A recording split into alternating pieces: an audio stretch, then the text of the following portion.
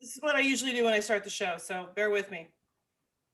Hey everybody, welcome to another terrible podcast by comics. I am your host, Eerie Diamond. Hi, how you doing? Today we have, you know what? I want to have you guys actually introduce yourselves because it's very, very interesting. You're both such interesting people, and I really want to have you guys introduce yourselves and kind of present how you want to be introduced. What's up, Deneen? What's up, Jason? Rob, why don't you start? Who are you? And tell us a little bit about yourself.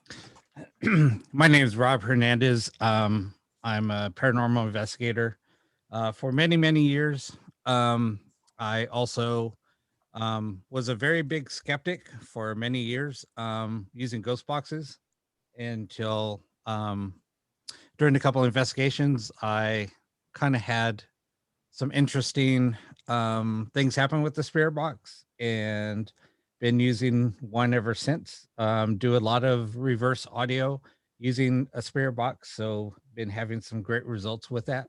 I host a couple of shows, one on Wednesday night on Facebook and YouTube, and same thing on Saturday nights. Saturday nights I do live ghost box sessions.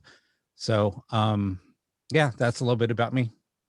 That's awesome. I think how about for us people who are kind of lay people who haven't been forced to watch Ghost Hunters for my whole married life. Explain a little bit of what a spirit box is, if you wouldn't mind. So spirit box is a device that was kind of developed many years ago. People have done ITC research, trying to communicate with spirits using different types of devices, using recorders, radio frequencies, different methods to try to communicate with spirit. So I was a big skeptic with that, like I said, until I had a couple of experiences and we're getting a lot of voices coming through that were starting. So doing a lot of background on those voices coming through, names, things like that. Come to find out that they were tied to a location I was investigating. So spent many hours in that building. And people were like amazed on how are you getting all this information? This isn't documented, and it was a jail. So there was a lot of inmates, stories about the inmates, things like that. Talking to a historian, he was like, there's no way you got this from a radio. And I was like, I did. So anyway. Wow. So just a really quick, spirit box, does it make, do you hear them on it, or is it like words come up, or a lot of words come up, different voices, things like that. Like I said, I was a real skeptic because, a lot of it's just, when you hear it, sounds like radio coming through, but after a while, your ears kind of tune out the radio. Yes, when there's communication coming through, and then when there's radio coming through. And something that Loyd said, I'm totally on board with that. Something about telekinesis being a big part of it. So yeah, that's kind of where my theory is on that also. So this is the one that channels through different radio frequencies. Yeah, it scans through. It scans through. Yeah, it scans through frequencies, just like with the boxes that I build. We'll scan below the FM frequency and just above the FM frequency, so it scans through everything in between. And yeah, it's pretty crazy on how it works. Wow. That's all that new technology kind of blows my mind, because it when I first started watching all the ghost stuff, it was oh, the temperature here is this, and it's like, oh, play it back, Right, play it back. And now there's things actually being developed that are specifically for this. I think that's really interesting. Yeah. Loyd, do you want to tell us a little bit about yourself, who you are, and Sure. what you're all about, what astrological sign you are? I'm an Aquarius, if that helps at all. Same here. I am a parapsychologist and investigator. Been in the field officially since 1979, when I started my graduate studies. I have a master's degree in parapsychology from JFK University, which is now National University. I'm president of the Forever Family Foundation, which is an organization that works with spirit mediums. We actually scientifically test them and certify them. I am vice president of the board of directors of the Rhine Research Center, which is the longest running parapsychology lab in the country. And I am one of the principal instructors for the Rhine Education Center, teaching online parapsychology courses. Got 9 books on the paranormal, either authored or co-authored, and also a paranormal mystery that we released last October. We've got a second one coming out in a few months, written with a couple of my screenwriter buddies. It's it involves a parapsychologist and a cop who had a near-death experience, but it's a fun book called Near Death. And I'm also a professional magician and mentalist. I used to be a magician, actually. I've been a mentalist, psychic entertainer since around 1990, and past president of the Psychic Entertainers Association also. And then, of course, I am a professional chocolatier on occasion. Okay. Nice. How big is your business card, man? You must have to fold it. I have to have multiple business cards, Okay. Okay, yeah. that's how you do it. Okay, Yeah. that makes sense. It's like there's just like an arrow. You have to flip it over, and there's more stuff. I was trying to figure out how to make a business card that had 5 sides to it, but Oh, you should ask one of those D&D nerds. They'll probably. yeah, the problem is those get really expensive, and you don't want to give them away. Oh, I understand that. That makes sense. That makes sense. So, wow. So, you guys are both so accomplished in this field. I have first of all, I want to say, if anybody doesn't have a spoon, please get a spoon. Oh, Deneen. Okay, everybody's got a spoon. We're gonna try and bend these spoons. Loyd is. I actually met him at a spoon bending. I don't know if you want to call it a class or a seminar. Party. We usually call them spoon bending parties. Yeah. It just sounds so, but it sounds so risque when you say it's a spoon bending party. That just, like, you know what I mean? Like, what is that, like a heroin club or something? What's happening? It sounds so strange. Thank you, Deneen. Very important. We have our spoons. So I met you at the party, and it was very interesting. So I was a huge skeptic. We brought a friend of ours who is also a big skeptic. Like, come on, that's so stupid. We actually walked in there thinking it was some kind of, parlor trick or something. And it was very interesting because everybody kind of got on the same page. And once I got into it, I had the most fun ever bending spoons. And I became one with my spoon. I would talk to the spoon, and then eventually the spoon would bend for me. And one of the funny thing is, when I asked Loyd about this, Louis, you got your spoon, dude? You need a spoon, man. Go get a spoon. Thank you. See, when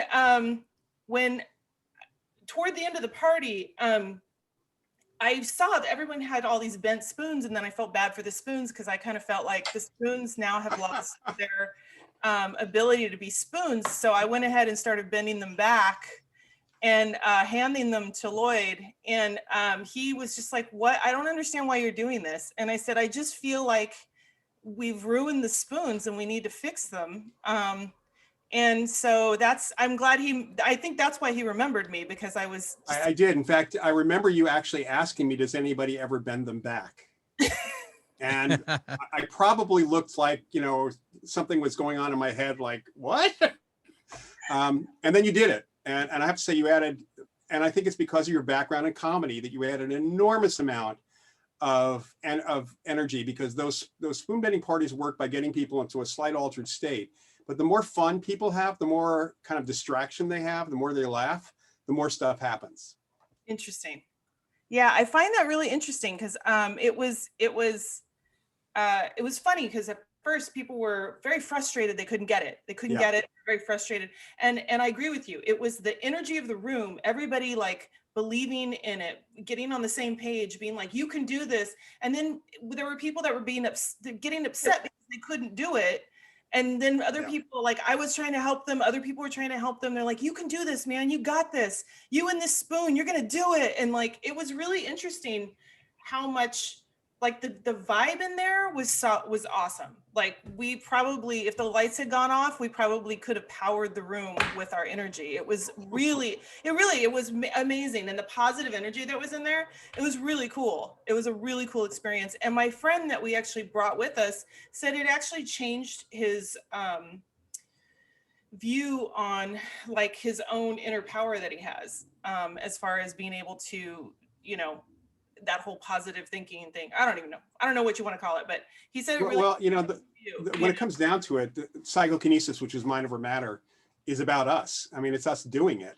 And it's the psychology of it is a lot like sports psychology. If you don't believe you can do something, you can't do it. You have to get past that belief. You have to push past that. Even if you don't, as long as you don't disbelieve, you have a much better shot. You don't have to actually believe.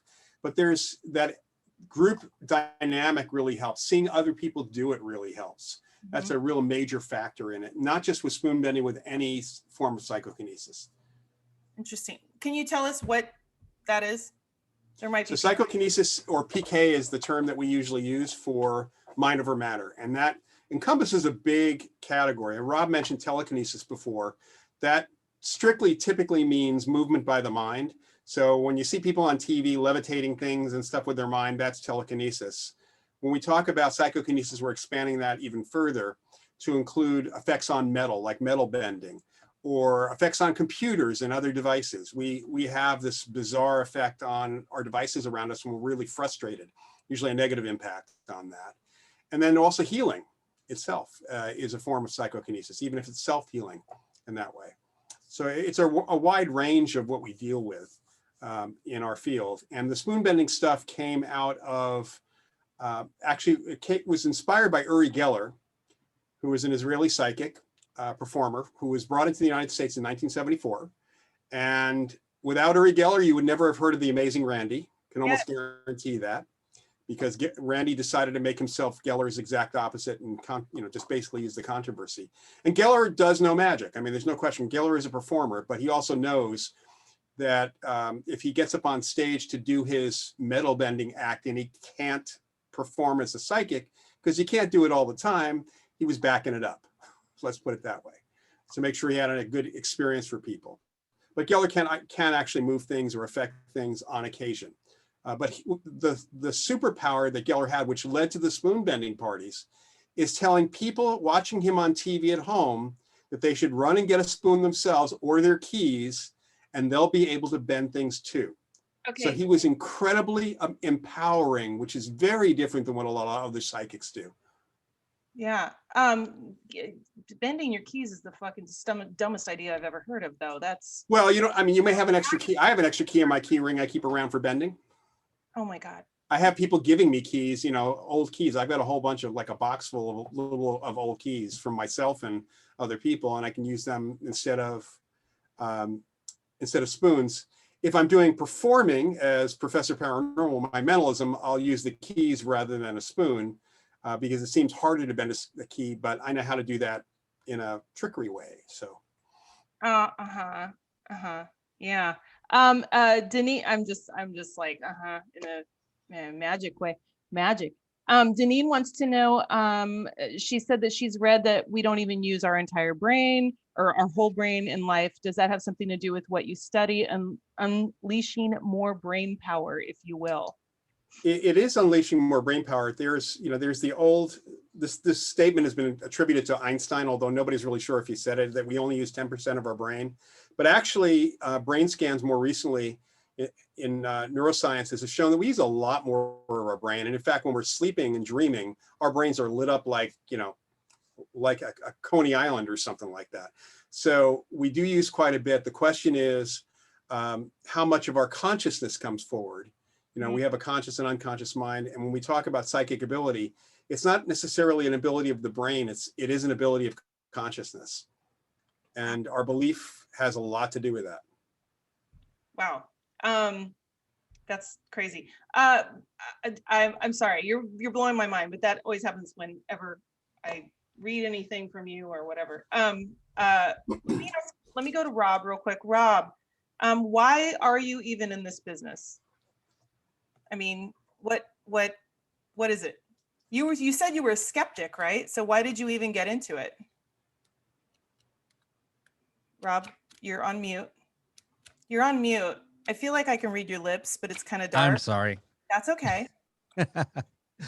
No, I just muted myself because I was laughing a lot. But anyway, so at a young age, I did have some experiences. quite a bit of experiences, seeing apparitions, things like that. So when I was saying I was a skeptic, I was more a skeptic on spirit communication per se. Um, but just growing up, I mean, there was a lot of I had a lot of abilities, I guess psychic abilities that I still don't call myself a psychic. I don't put a label on myself. But it was kind of like anxiety. Anytime, you know, I'd have an experience, seeing an apparition, there was always that anxiety. It was weird. I didn't know what it was. And anytime going into a location, I felt this same type of anxiety, and I was afraid to go into the building because I didn't like that feeling. I'd always kind of like run away from something. I'd go into the building, kind of like, okay, where's the restroom? Go to the restroom and run back to the group of people I was with or my family, whatever. So that was happening quite a bit until I ran into, I had an experience with an apparition at a location here in Ventura. And I was about 12. I was in a wedding and I was waiting for rehearsal. Went upstairs, saw this woman walking. I was like peeking through the window, saw this woman walking, then she started walking towards me. I got that feeling and I ran out. So that night I was thinking about it and I was like, huh, that's what that feeling is. Then as I got older and I really had a connection with that location, I started doing a lot of investigating of that location and found out the lady that I saw was a known, you know, a lot of people have experienced her, this and that. Later in life, I've gotten a couple of pictures of her. Wow. Yeah. So it's been, so it kind of went full circle. And then I started looking for answers. After that, it was like, okay, I already know what I'm doing. You know, I kind of got the answers that I was looking for. And then it just kind of evolved from there. Just helping out other people. Now that's what I do is I just help people. Not so much investigating anymore. I've kind of stepped back away from that. Just because I just felt like there's too many people doing it and taken away from locations that I just felt like I didn't need to do that anymore. And I wanted to start helping people. So, um, so steps in the ghost box. I started playing around with them. Then kind of had a couple of experience with them and I was like, God, this is just garbage. You know, that we're just hearing radio frequencies coming through, blah, blah, blah. And then I started having some connection with it. And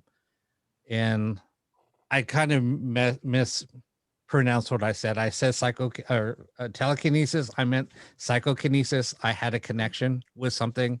And it was kind of funny how that would, certain things would happen. I would start, when I tried to start communicating with something, it took a lot of thought.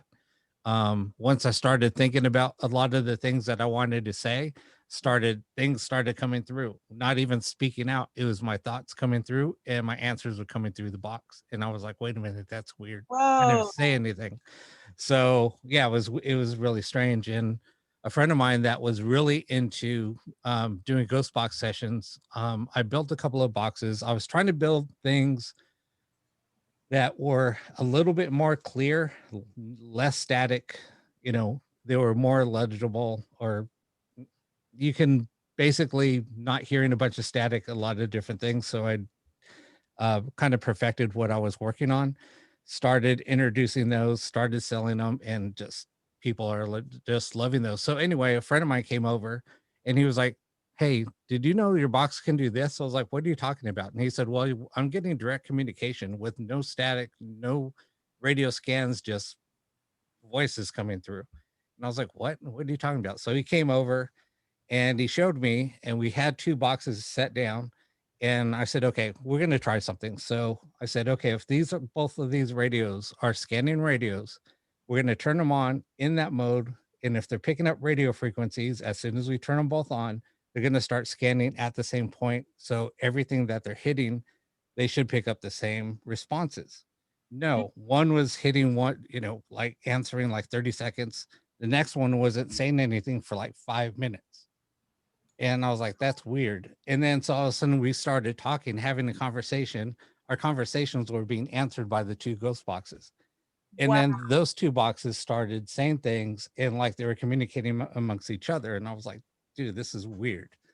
And so, yeah, that's basically, that's where I just started evolving different things. And then I had an idea. I said, you know what? I'm going to start doing a live ghost box session on every Sunday. So I started doing that, and I didn't know how the show was going to end up being. I'm like, all right, we're just going to do experiments. People started wanting to communicate with loved ones, which I'm totally not, I don't promote, I don't condone, but people were asking that. And I was like, okay, fine. You got wanting to try to contact somebody. You just tell me what you want me to ask. I'll ask the question and let's see what happens. Then all of a sudden we were getting people, I think certain things were coming through. So names were coming through, which if you do radio, if you ever listen to radio, names are very rare to come through on radio scans, especially FM, right? We got, the first time we did this, we had about 60 names come through during the first 15 minutes. And Wow. that's super rare. And everybody is in the chats, everybody starts typing in what they were hearing. That's what everybody said. Okay, we're going to type in whatever we hear on our side, and everybody's typing in the same thing. And I was like, wow, this is kind of cool. Wow. Yeah. So, and then like somebody said, well, my uncle just passed away. His name was blah, blah, blah. And his name came through. And then we said, okay, well, Ray, how did you die? And then he said heart attack. And then he said, at home. And then we're like, okay, what, that doesn't mean anything to me. But then the person was like very emotional and she was like, oh my God, I'm crying over here. And everything that just came through, that's exactly what happened. And I was like, okay, that's kind of weird. So that's kind of where everything went.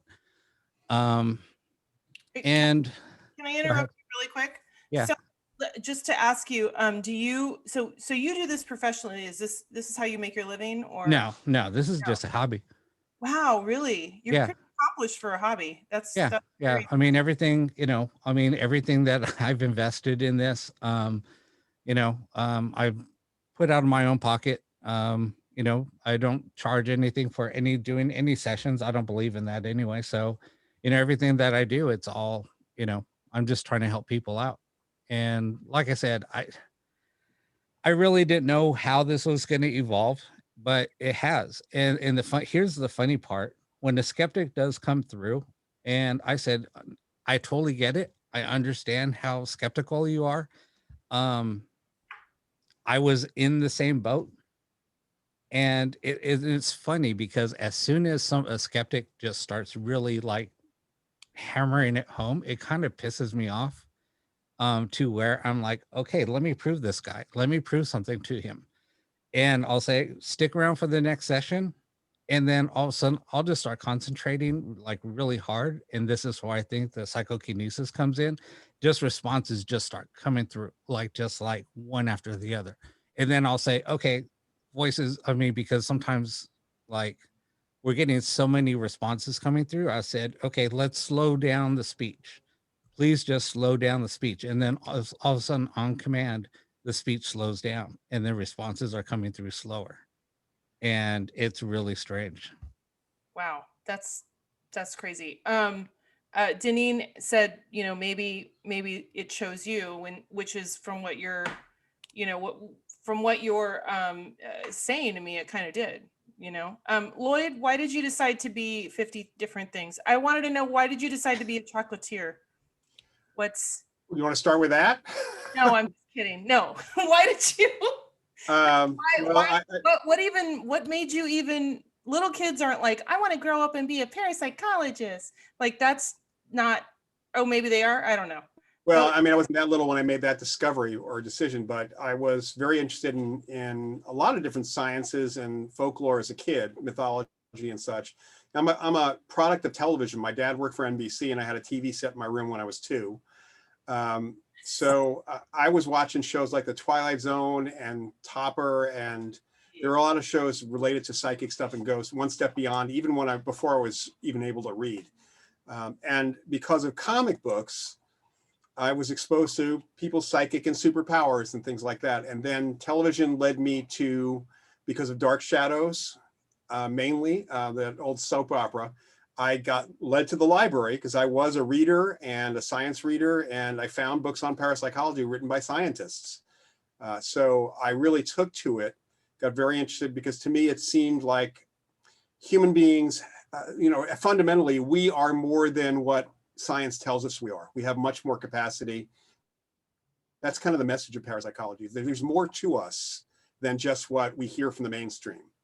And that in itself, that and the mystery around the subject really got to me. I actually started a parapsychology club in high school, my high school outside of New York on the East Coast, and got to meet some really well-known parapsychologists who, as it happens, this is where the universe took over. One of my neighbors was a yoga teacher, and she knew one of the top parapsychologists in the country. Wow. Who lived about a mile from us. And she introduced me to him. He introduced me to another parapsychologist. I got to meet Hans Holzer because my uncle worked for a radio station in the same building as Holzer, where Holzer was teaching. When I went to college, I actually went to school. I was interested heavily in UFOs as well. And I actually volunteered at the Center for UFO Studies with J. Allen Hynek in my freshman year at Northwestern. I ended up in anthropology, and I had a number of professors who were really interested in the subject, one of whom actually was subscribing to the Journal of Parapsychology. The person who was assigned to me as my advisor in the anthro department had the Journal of Parapsychology on his shelves. I mean, if that's not the universe saying you need to go into this, I don't know what is. And then timing-wise, JFK's parapsychology program started in my senior year at Northwestern. I skipped a year, but I came back out for that. So I've had a whole range of being in the right place at the right time. The magic and mentalism actually came out of the course that we had at JFK as a student. They taught us about psychic fraud. We had a magician who was teaching us that, and I was bartending. So I was doing magic at the bar to make extra tips, and decided I liked to perform. I had actually done comedy in college. Oh God, terrible! Don't do it. Yeah, well, I wasn't going to be a stand-up comic, but I ended up being a stand-up comedy magician for a number of years. And I did a number of comedy clubs here in the Bay Area and back in New York before I actually came back out here, and ended up switching over to mentalism eventually, because my colleagues all said, you need to be in this area because it's much more seriously related to what we do in parapsychology, and hence Professor Paranormal from that. So that's all that. I find that just to zone in on one of the things that you said about the right time, right place kind of thing. I always tell myself, I always ask my future self, because time is a construct. So I always tell my future self, please tell my present self some hints so that I can make sure I make good decisions. And I feel like part of that could be you now going, let's just push these two things together at that moment. No, don't go in the door yet. Go in now. There you go. Now you go. I tend to think it was more my ability at that time rather than myself now sending back messages, because otherwise I would have told myself to possibly major in radio, TV, film, because I've done so much television over the years. My whole family was in television. That might have helped a little bit more in certain other areas. Maybe, but you seem perfectly happy now. So yeah. I mean, I have to say, we were talking about Ghostbusters before we started. And in 1984, when Ghostbusters came out, we had a parapsychology program, it had a department. I was teaching at JFK University. We were the only department in the country. We got some media attention as it came out, but in the middle of the summer, there was a reporter from the Oakland Tribune who wanted to do a really big story on our program. And everybody but me, because I couldn't afford it, was at the parapsychology convention in Dallas, our scientific convention. So she ended up doing a profile on me, and it came out in early September of '84. It was like a real life Ghostbuster kind of thing. And it was 2 pages in the Oakland Tribune with a big picture of me. that got picked up by the Associated Press and ran in over 500 newspapers. I think between the beginning of September and the end of October, I did something like 300 radio interviews.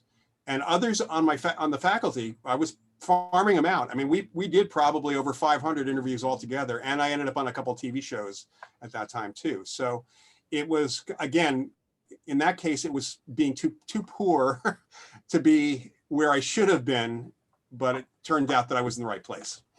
It actually led to my first book coming out.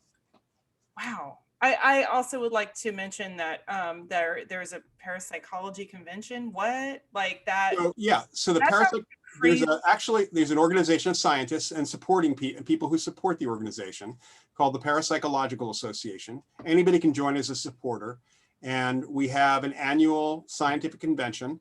We're doing it this year in the last week of July. We're actually doing it virtually, and we're doing it in conjunction with another organization called the Society for Scientific Exploration.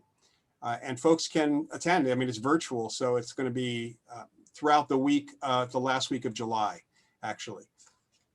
Wow. Wow. I'll put the link to the organization in the box here, in the chat box.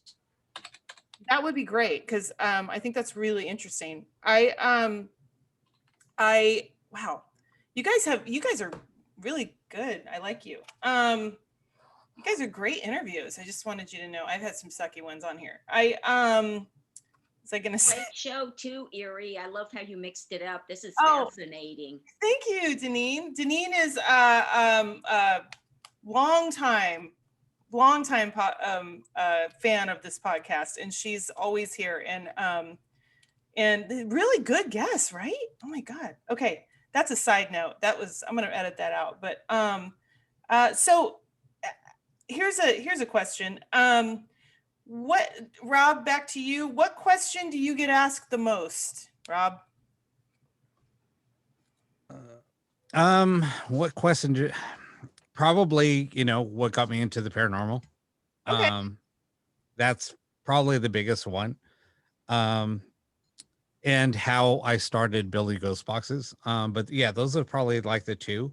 And like I said, I mean, it's all just a passion of getting people help. That's just me. I have a big heart. I like to help people out, and it's kind of, when I was doing a lot of investigating, I just felt like I was surrounding myself with a lot of people doing things for the wrong reasons. Mm-hmm. So that's kind of why I backed away from a lot of it. Can name a wrong reason? I want to know what some of the reasons you felt like that wasn't the right thing to do. I mean, it seems like just a lot of people are looking for like an adrenaline rush, pretty much. I mean, that's why people wanted to go somewhere and get scared, or they want to see a ghost. And I'm like, it doesn't work that way. And I'll throw out another bad reason is that we see ghost hunting groups who go into a residential house situation. Mm-hmm. And they'll sometimes kick the people out because they want to have the full run of the place in the dark. And the next morning when they play their EVP back, or sometimes even leave in the middle of the night, they will then tell the family, yep, you're haunted, you have a demon, you have something bad, see ya. And they don't ever support. Good luck, bitches. No, I've seen that a ton of times. It's like, yeah, it's bad. All right, well, peace out. You broke your vase on the way out. Like, that'd be like calling a plumber to fix a flood in your basement because your pipe is broken, and the plumber comes in and says, yep, you got a broken pipe, see ya. Yeah. No, we opened up all the pipes to make sure it was the one, and yes, absolutely, that is absolutely the one. There's more flood now. There's more flood. Yeah, I've seen that too, and I think it's ridiculous. I think it's a terrible thing to do. You go in there and you mess everything up, and then you leave, and it's just like, well, thank you for letting me know that my house was haunted. I told you that, which is the reason I called you, dummy. Right. People are calling for help. Rob, it's great that you're helping people. That's a great thing. The problem we've seen over the years that also a lot of ghost hunters do not look for normal explanations for things. Mm-hmm. So, and I can even think of a couple of well-known, though now deceased, demonic hunters who were doing that quite a bit. In fact, I have a couple of really good examples from way back in my early days. And it just was incredible that they would declare a place haunted or that there was a demon there, when in fact, the next person who went in to investigate said, oh, you know that weird music you have coming? It was a radio that fell down behind the radiator, has a short circuit, and every once in a while it's playing music. Yeah. That's not demonic.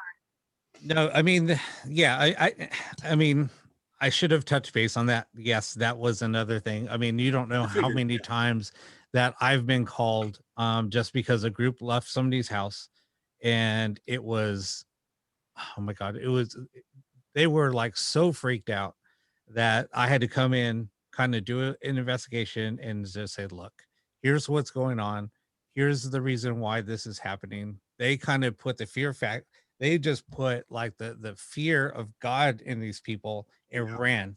And I'm like, look, here's the explanation. This is what's happening. Now, do you hear this happening at, when, let's say somebody takes a shower, they turn off the hot water, they let it sit, all of a sudden the pipes just start rattling and there's banging on the walls. And I said, so does this happen about half hour to 45 minutes after somebody takes a shower? Yeah. And I said, okay, that's the hot water pipe. And you could see it, and you'll just see it like rattling.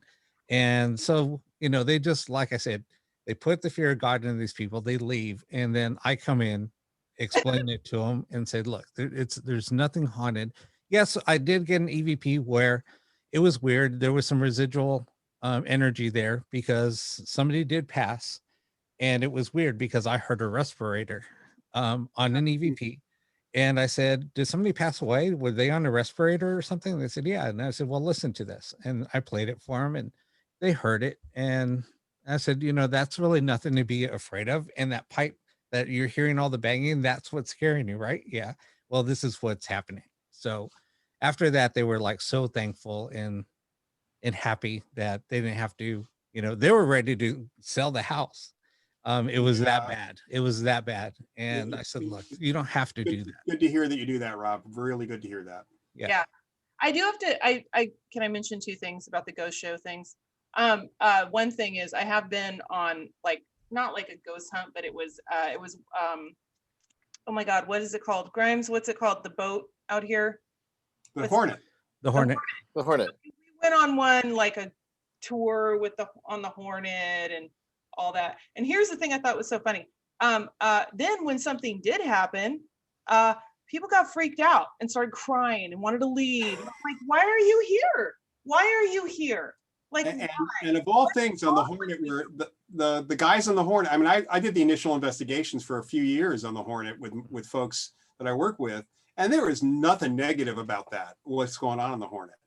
And you know what? That's kind of what I was feeling when I was walking around. I actually have a whole theory about the Hornet, by the way. I have a theory that that what's happening is they're guys who have passed, who are connected with the Hornet because they lived on the Hornet, and they're coming back specifically just to keep it going. So that, so they're coming back just to, throw some, do the flashlight on and off kind of stuff, just to keep the Hornet going so that they don't scrap the Hornet. That's actually what I feel like is happening on the Hornet. You're actually absolutely right. You hit it right on the head. That's what we really, because that was a theory. Yeah, no, absolutely. Yeah. Really? See, I was like, no, they're just, the guys are like, okay, dude, Rob, Tim, it's your turn, man. Go get it's your shift, man. It's your shift. We even had, there have been a couple people who were docents on the Hornet because they were older guys, and they passed away and they showed back up after they died. Wow. So it's not people who died on the Hornet. Although there may be one or two there's one of the mediums seemed to think there was a couple from the previous USS Hornet, which sunk in the Battle of Midway. But in general, these are for people who died in civilian life well after the ship was decommissioned. That's so interesting, because that was actually we got off the Hornet and I was like, that was fun. And I actually grew up there was a lot of hauntings in the houses I grew up in because my mom is an ICU trauma nurse. And so there was a lot of weird shit that would happen in our house, and it clearly was following her home.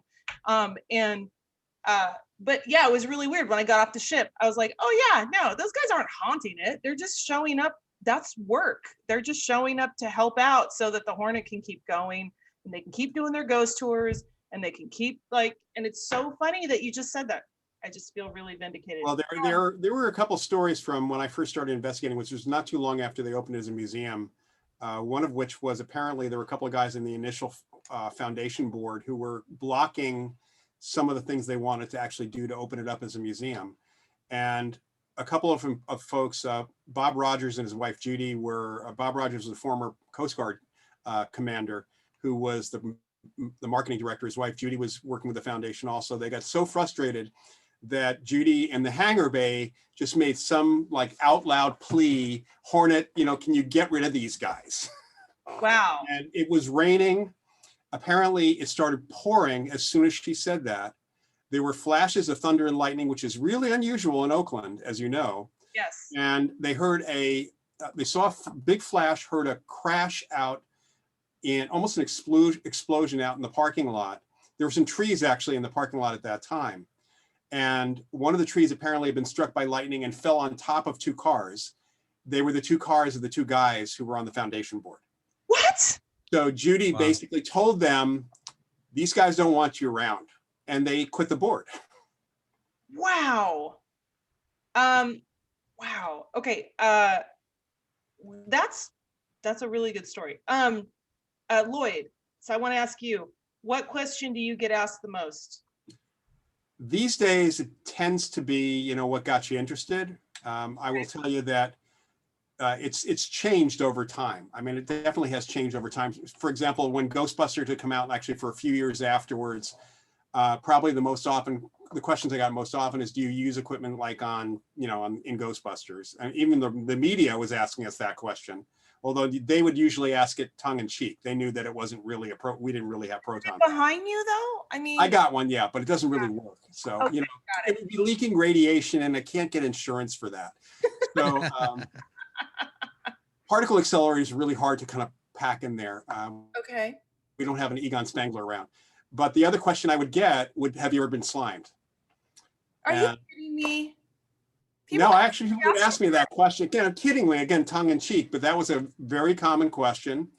And of course, my answer to that is not by a ghost. So. Wow, Loyd. Wow. That was good. That was really good. You are funny. I like that. Well, it's funny. I was going to ask you whatever the question was, but you already answered it because I did it at the top of the show. So, well, I can say that I get to ask the question, and can you prove? And this comes from skeptics, of course. Is why can't you prove that there are ghosts? And the fact is, we can't prove that consciousness exists. You know what? Yeah, we can't even prove black holes exist, even though we can. Science is not really about proof. Science is about learning and coming up with theories and seeing if the theory supporting the theories. But even was a week and a half ago in Illinois at a particle accelerator, they confirmed a muon particle that seems to violate all laws of physics at the quantum level. Yeah. And that they're going to have to change the laws of physics if they can actually duplicate this again. It had been done in the early 2000s. And nobody wanted to buy it at that point. Now they're really seriously looking at this. So we have a lot to learn about the universe. We have a lot to learn about us. The question of what consciousness is a major question in all sciences that deal with human beings. Neuroscience and different neuroscientists have different ideas. Different physicists have different ideas. Psychologists really aren't involved in the discussion at all, which I find really interesting. And we are somewhat involved in it because we do consciousness studies in parapsychology. Wow. Yeah. Yes, I know there, the atom is the smallest thing. Oh, wait, let's smash it. Oh, wait, there's a million things in there. There's a reason that you can get a master's or a doctorate degree in theoretical you can be a theoretical physicist, which means, right? It's like, so what I have to do is I have to learn all the things that are here right now.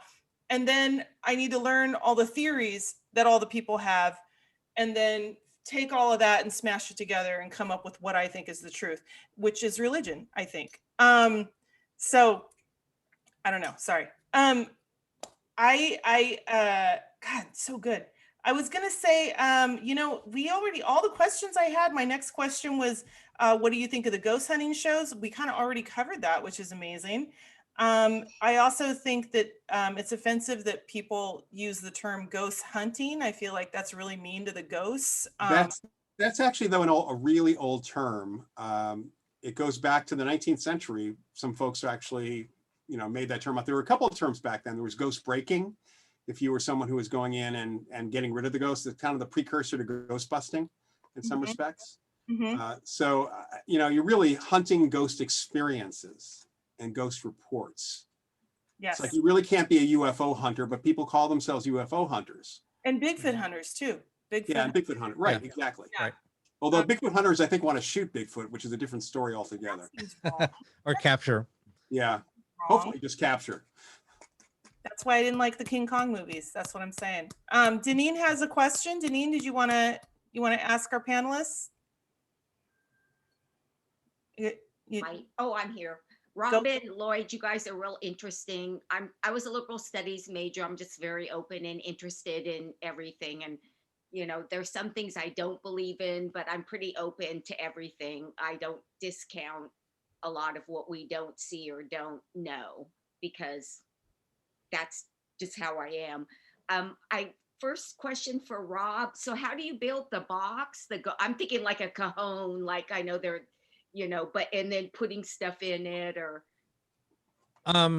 basically I take a custom made radio circuit that I kind of modified, and then I put in some other devices or other components that will sweep through the frequencies. Like I said, all my boxes I try to keep very quiet, not so much static.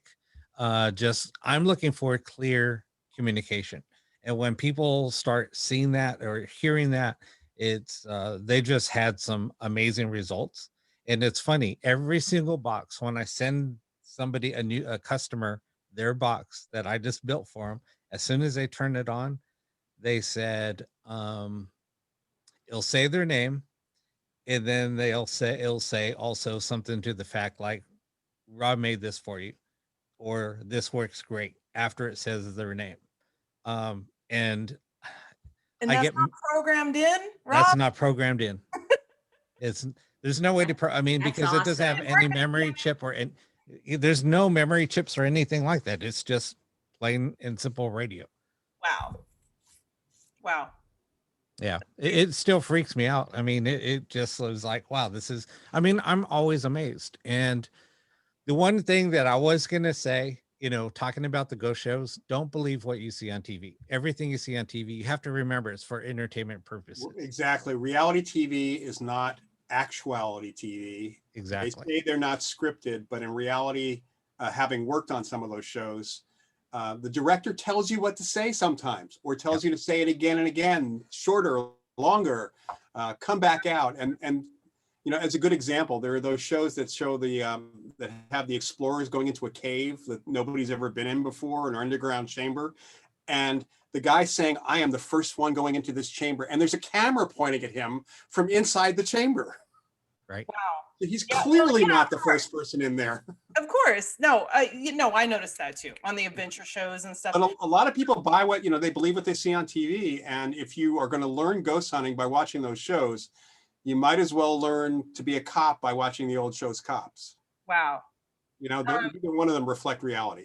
I think a lot has to do with just, education or reading or, broadening yourself. Right. More stuff than your little world. I just had another quick question, and this is no way disrespectful, because I do believe in this. Ouija boards, AKA witch boards. I mean, there's so many movies, and I love horror movies. I personally will not get near one. Well, but honestly, if you look at the history of the Ouija board and look at I haven't. And if you look at the popular culture of Ouija boards, that it was the movie The Exorcist that sent it down the dark path. The Ouija board had been used in the late 19th century as actually the people who invented the Ouija board took two devices and based it on something that people were doing in their home. People were putting cards around on a circle. They were using an upturned glass as a pointer. This was the days of spiritualism. So all that happened was somebody decided to become a capitalist and make something so people wouldn't have to make their own cards. and had the planchette, which was already being used by people for automatic writing, and sold it and made a lot of money on it. So, I mean, if you want to say that money is the root of all evil, then yes, then the Ouija board is evil for that reason. Okay. Okay. But it's really, it's a tapping into one's unconscious. If one person is using it, it's like a pendulum. It's me doing it.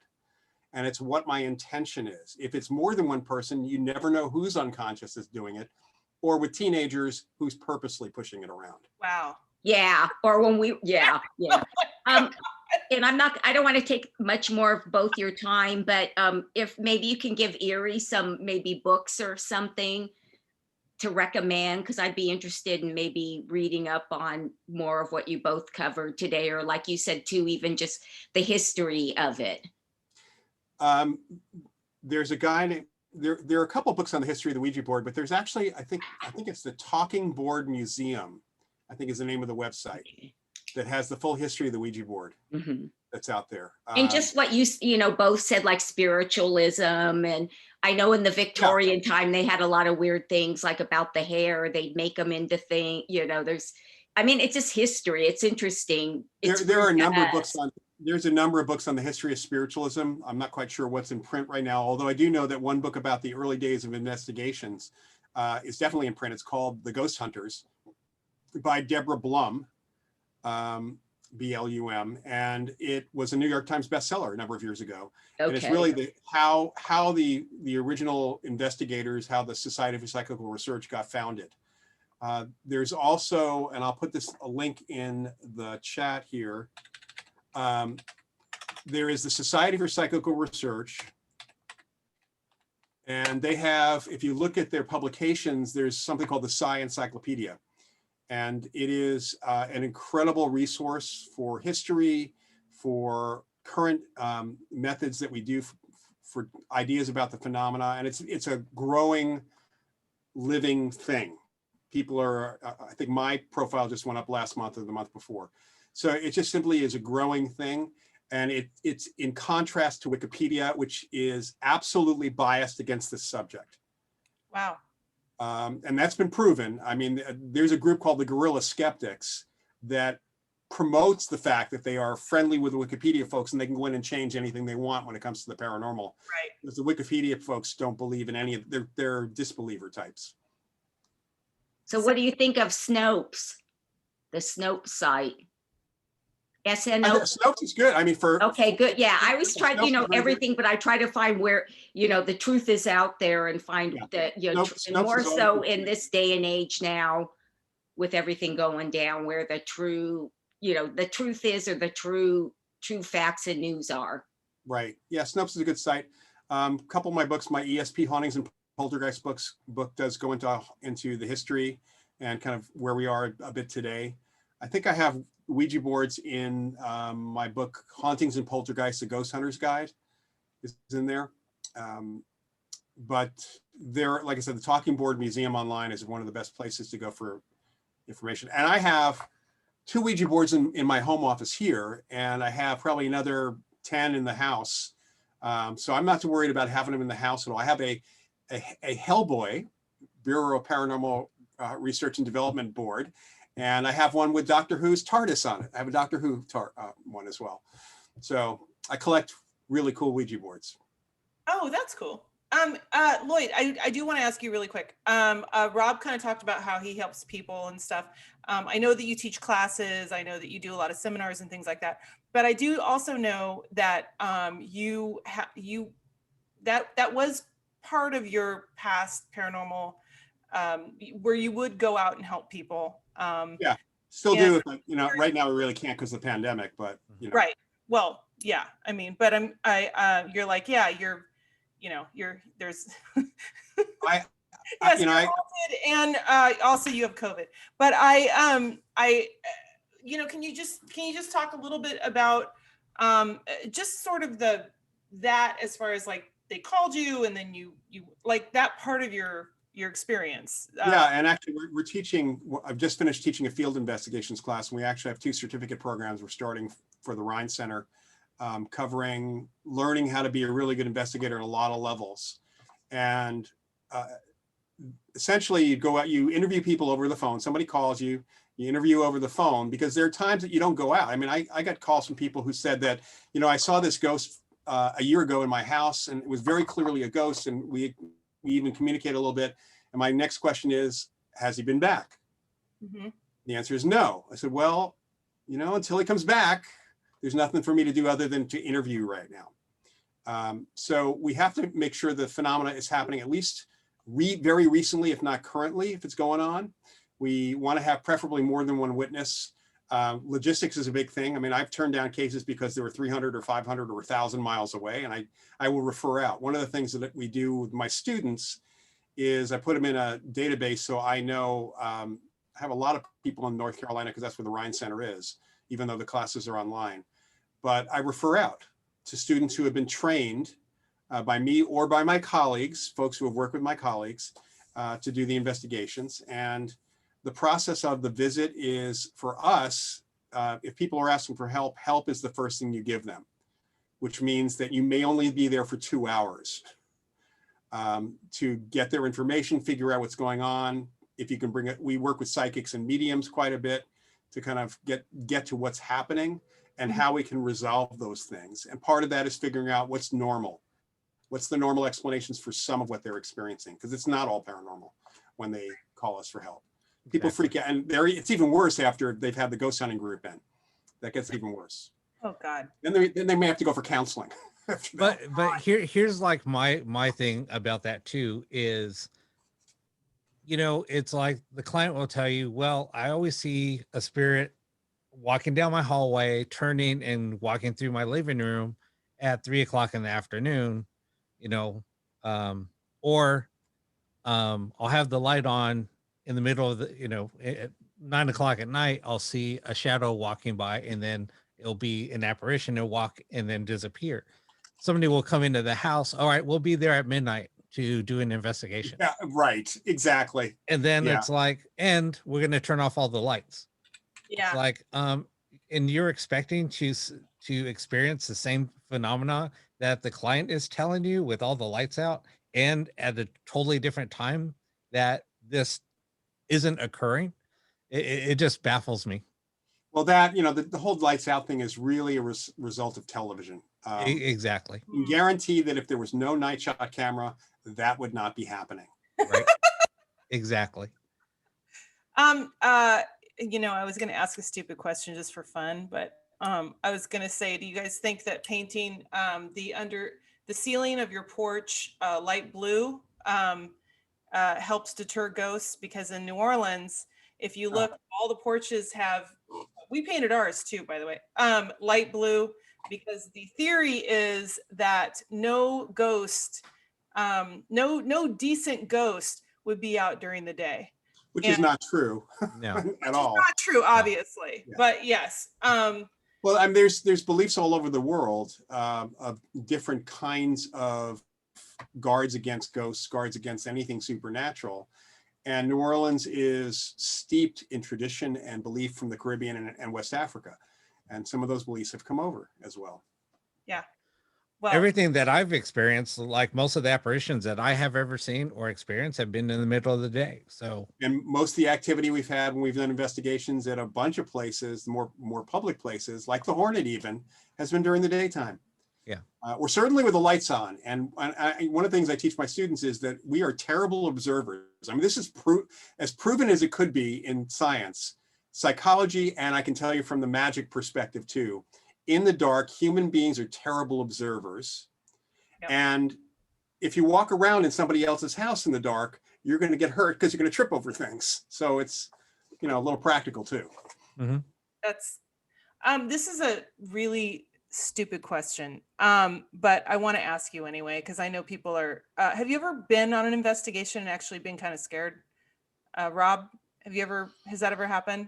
Not an investigation like, ooh, but like trying to help people. I know that's kind of what your jam is. Has anything come through that kind of freaked you out? Or years ago, yes. I think because of some of the things that I've experienced and some of the phenomena I experienced, I think that fear factor kind of went away.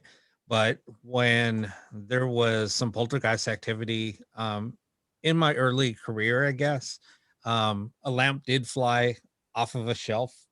We all witnessed it fly off and land in the middle of the living room.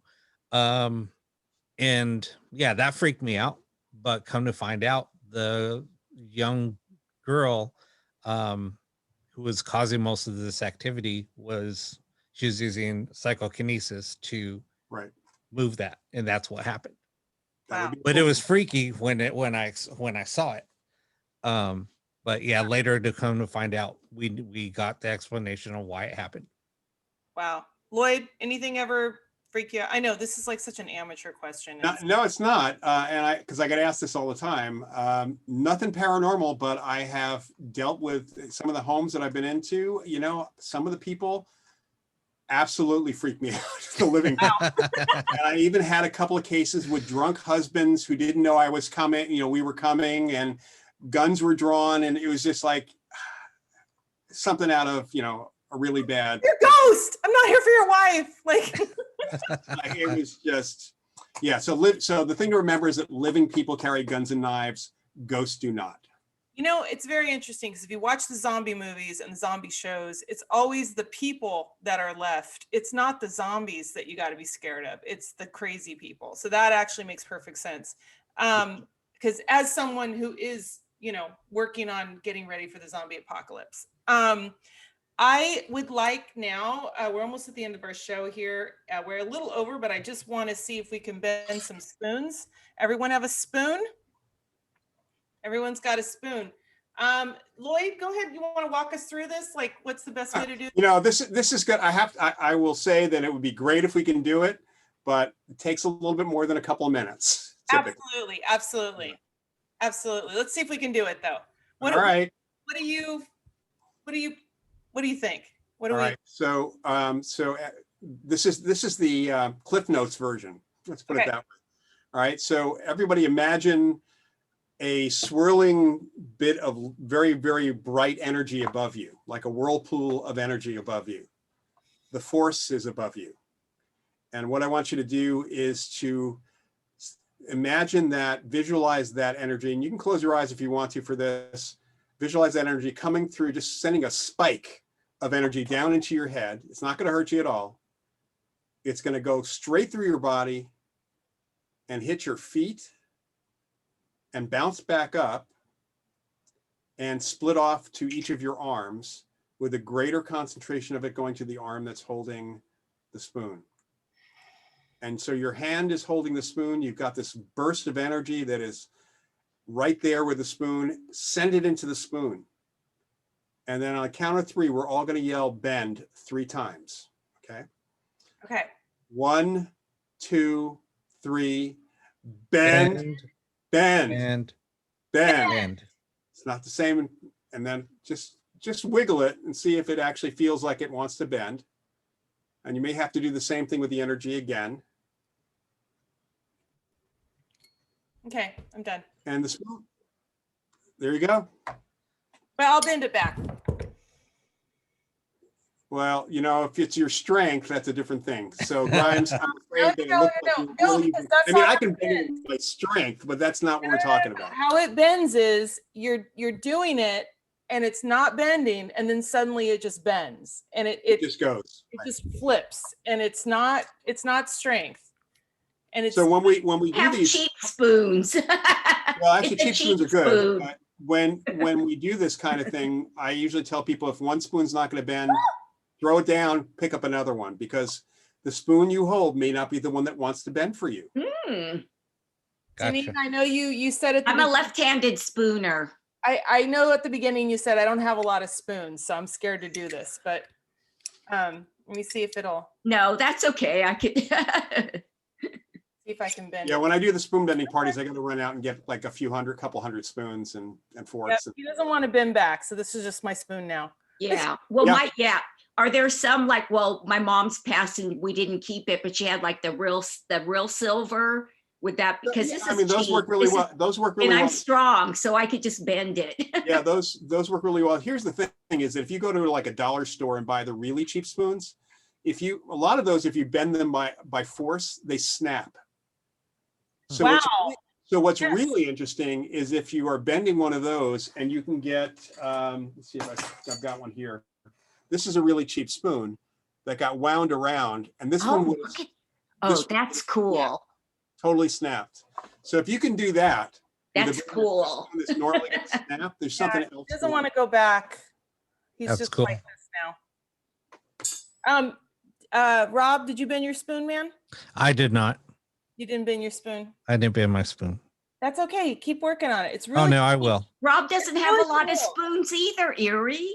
But I have to tell you, it's really bad that I learned how to do this because Lloyd, I went to now I have this thing where if I go to a I can't do that. restaurant- I can't do that, Grimes. I can't do that. if I go to a restaurant and I'm really mad, like one time I got really mad because like everyone around us had gotten their food and we hadn't gotten our food. I bent every utensil on the table and I just left it there. I was so mad. We were in Hong Kong. I was so mad. And like, I keep doing that. If I get bad service, I will bend all the silverware and just leave it there. And it's probably shouldn't do that. Well, you know, restaurants have a little extra bank of silverware. So there's a medium, a well-known medium named Laura Lynn Jackson, who was there we go. I bent it back. One of our conferences, and we did a spoon bending thing, and the mediums were just hysterically funny when they were bending stuff. Laura Lynn, however, when we went out to dinner, was bending stuff at the restaurant, and she was bending stuff the next day at the hotel. She was bending, and then she called me and put her husband on because apparently she was bending stuff at home, and he was not terribly happy about it. Really fun. And Deneen, I have to tell you, the way when I first did it, I had this weird, oh, look, that's so weird.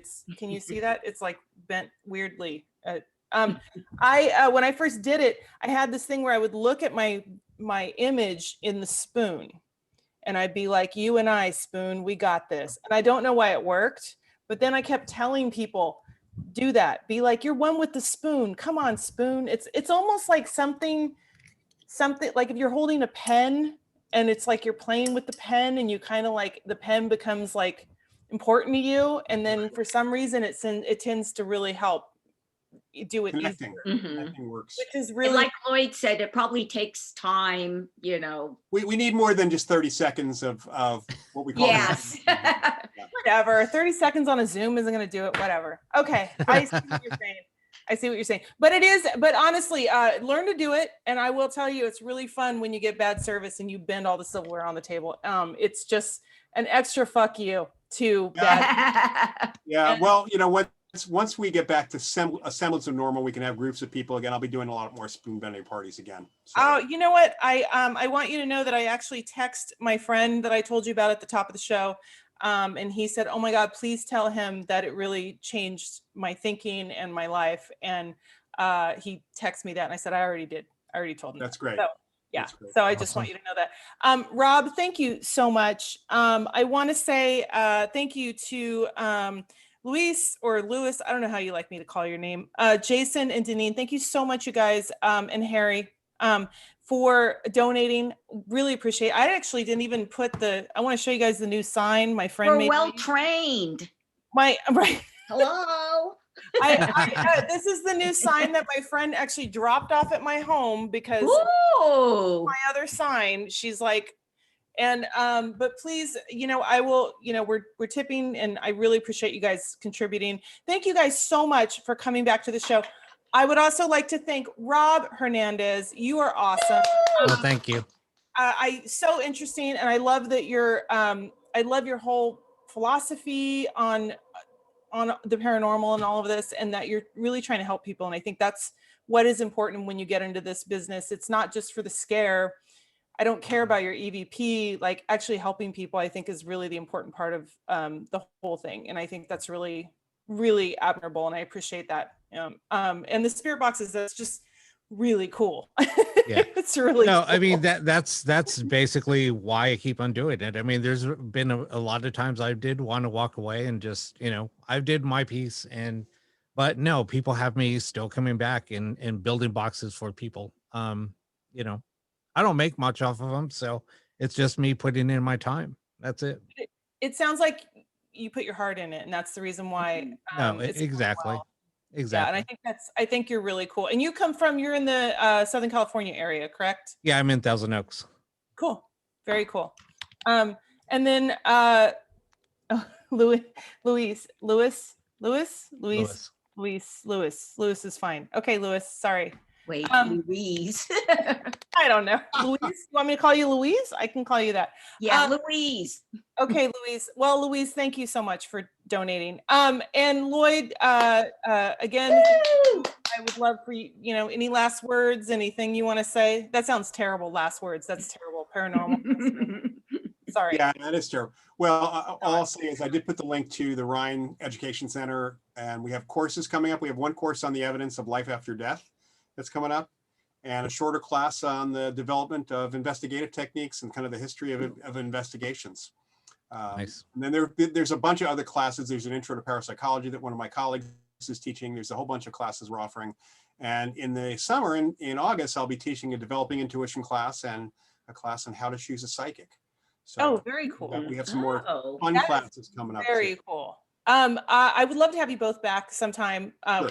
Really interesting. Please come back. Yeah, because I would love to hear like some stories, like gritty stories. You know what I mean? Like, Oh, I have a lot. gritty stories. You know what I'm saying? But I'm gonna go ahead and do the outro. Thank you guys so much, Rob Hernandez. Thank you. And Loyd, I always mispronounce your last name. So Auerbach, yes. And Loyd, you guys are you're doing really good things out there in the world, and you're very interesting people. I really appreciate you being here. Thank you so much. For our fans that joined in, thank you so much. I really appreciate it. And bye, guys. We'll see you guys next time. All right. Thank you. Bye. Bye. Thank you.